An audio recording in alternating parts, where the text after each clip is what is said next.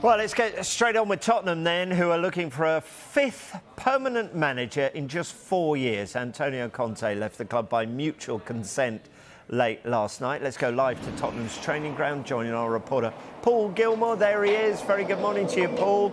The news came late last night. Tell us what Spurs said.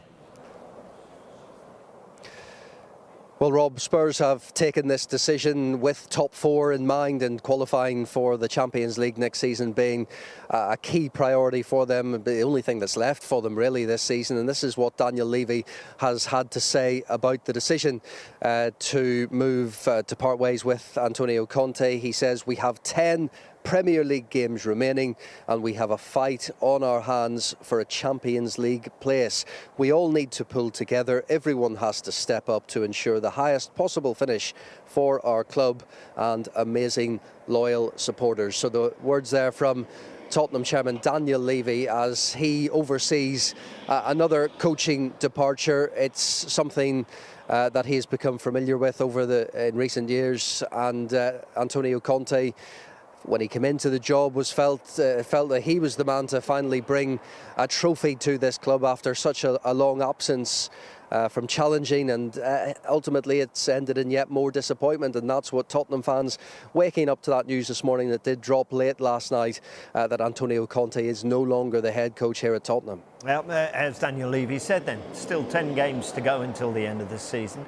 What's it going to look like for the Tottenham acting head coach, Cristian Stellini?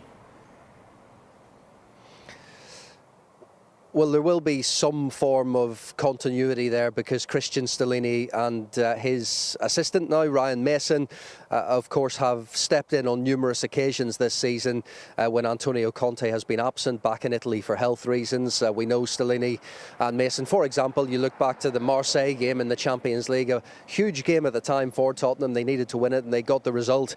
And Stellini and Mason were kind of instrumental at the heart of that. I know, speaking to Harry Kane after that game in Marseille, was full of compliments for the pair, and generally speaking, the players are do enjoy Stellini and Mason's training sessions. They're popular figures inside this training ground. So that was very much taken into account when Daniel Levy was making this decision. Add into the fact that it's maybe a bit difficult to get a permanent successor at this stage of the season. So Stellini is slightly a different situation with him being so closely associated with Antonio Conte rather than Tottenham Hotspur, but he and Conte have talked at great length about the situation, of course, over recent times, and Stellini does take on this interim role with Conte's blessing, but it is going to be interesting to see how Stellini will take on the role and make it his own in these remaining 10 games, because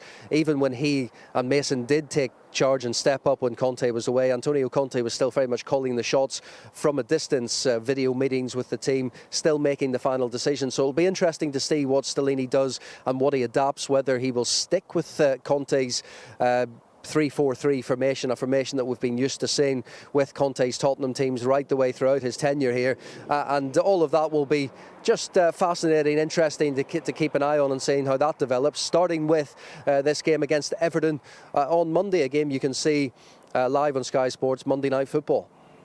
Yeah, okay, so that's up until the end of the season, the short term. Who's in the frame, though, to take over permanently? Well, some of those names, I take two in particular, the real two standout names, Julian Nagelsmann and Mauricio Pochettino. Well, Nagelsmann, maybe more of an opportunistic one, given he left Bayern and the timing seems to fit. That said, very much Tottenham wanting to speak to these candidates and hear what they have to say. We know Nagelsmann is keen to speak to Tottenham as well. Mauricio Pochettino, he needs no introduction here, of course, still extremely popular with the supporters, but he, we're being told, will be assessing his options come the summer, because there may be just more than Tottenham as an option for some of these guys.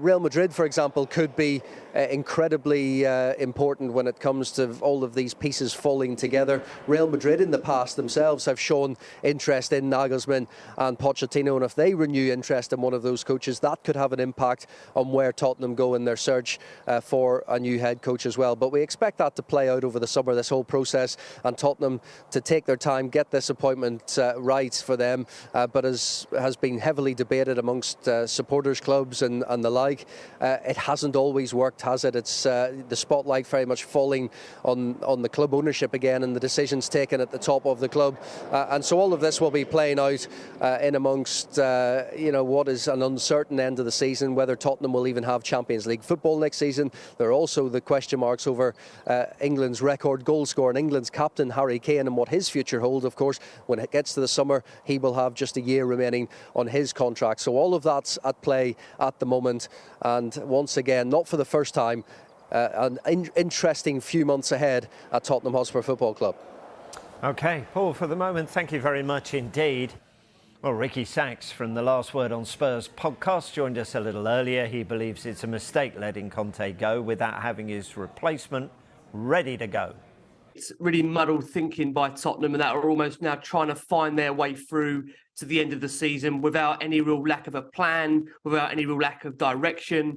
And I fail to see how appointing and promoting Conte's second in charge is going to get the most out of these players in these next 10 games for Tottenham to secure Champions League football. I would love to be wrong. I think when Stellini came in the absence of Conte, we saw an immediate lift, but we can't forget Stellini did oversee the defeat to Wolves. He oversaw the horrendous cup exit to Sheffield United. Disappointed, but not surprised by that announcement from Tottenham. And I've got to say that as Spurs fans, we deserve so much better than this. So a reminder, Tottenham's next game against Everton live on Sky Sports Premier League and main event next Monday evening. Coverage starts at 7 o'clock.